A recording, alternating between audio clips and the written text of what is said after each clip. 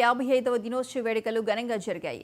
నగర ఎన్ఎస్యుఐ విద్యార్థుల ఆధ్వర్యంలో జరిగిన ఈ వేడుకల్లో ముఖ్య అతిథిగా నగర డిప్యూటీ మేయర్ మోతే శ్రీలత శోభన్ రెడ్డి హాజరయ్యారు. ఎన్ఎస్యుఐ జెండా ఆవిష్కరణ అనంతరం విద్యార్థులు ఏర్పాటు చేసిన రక్తదాన శిబిరంలో పాల్గొన్నారు. తెలంగాణ రాష్ట్ర ఏర్పాటు కోసం ఉస్మానియా యూనివర్సిటీ కీలక పాత్ర పోషించిందని డిప్యూటీ మేయర్ శ్రీలత అన్నారు.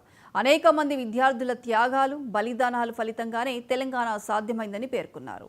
స్టూడెంట్స్ ఫార్మేషన్ డే సందర్భంగా ఈరోజు యూనివర్సిటీ ఆర్ట్స్ కాలేజ్ దగ్గర వాళ్ళు పొద్దున్న నుంచి ర్యాలీగా బయలుదేరి చాలా కార్యక్రమాలు చేస్తూ అలాగే బ్లడ్ క్యాంప్ అరేంజ్ చేసి బ్లడ్ డొనేషన్ చేయడానికి కూడా వాళ్ళ ఒక ప్రోగ్రామ్ చేయడం జరిగింది.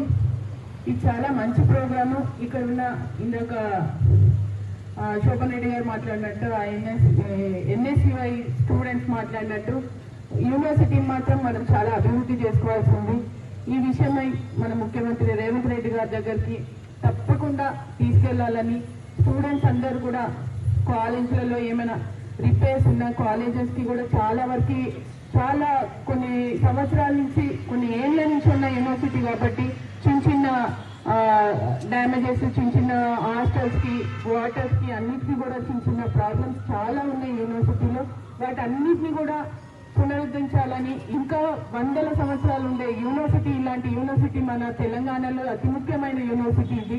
చాలా పెద్ద యూనివర్సిటీ ఇది. నా డివిజన్లో సికింద్రాబాద్ కాన్స్టిట్యున్సీలో ఉండడం నిజంగా నాకు సంతోషకరమైన